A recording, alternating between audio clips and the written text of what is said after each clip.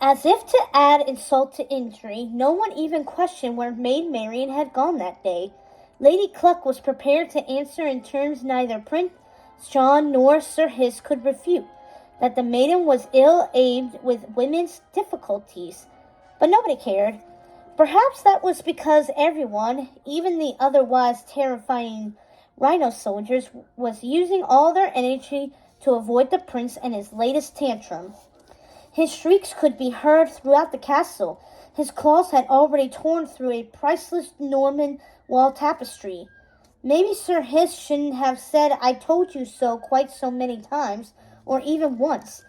But eventually the feigned consigliere succumbed to fear and weariness, while trying to untie himself from a particularly painful and annoying sheepshank knot the prince had tied him in. The snake found himself unknowingly echoing Red's own words. "Yes, we didn't catch him this time, sire, despite your very clever plan." He flexed various parts of his very long rib cage, trying to see where the skin would give the most while tearing the least. But on the other hand, he didn't manage to steal anything, thanks to my plan. "I would call this a draw. We'll get him on the next turn." "A draw? I don't want a draw," Prince John roared. "All right, perhaps it was close to the howl of an injured cub than the territorial call of a full-grown male lion. I want to win, Hiss!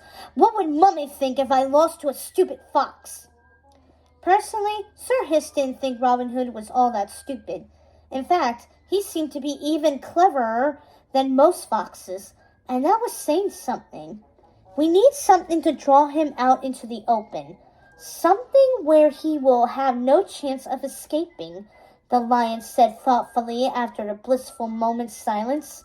"Or," Sir Hiss ventured, finally able to pull his tail out of the knot, "we could keep going with the deliveries of fake bags of gold and extra guards and—" "Rubbish!" The prince slammed a meaty paw down on the table where Sir Hiss struggled. Everything shook, including the reptile's heart. A lesser lion he might have been compared to Richard, but John was still an apex predator who could easily smash up almost any animal to a bloody pulp. "We will lure him out into the open with something he cannot resist. He just loves showing off, doesn't he?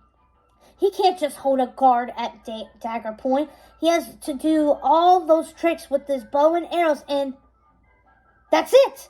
His yellow eyes lit up. He slapped his paw on the table again. "We'll have an archery contest. Yes, he won't be able to resist that, and I have just the prize." "Bags of actual gold to hand out to the poor?" Sir Hiss asked wearily, unthreading himself through the final loop. He sagged in exhaustion and relief. Prince John stuck his head into the snake's face and grinned.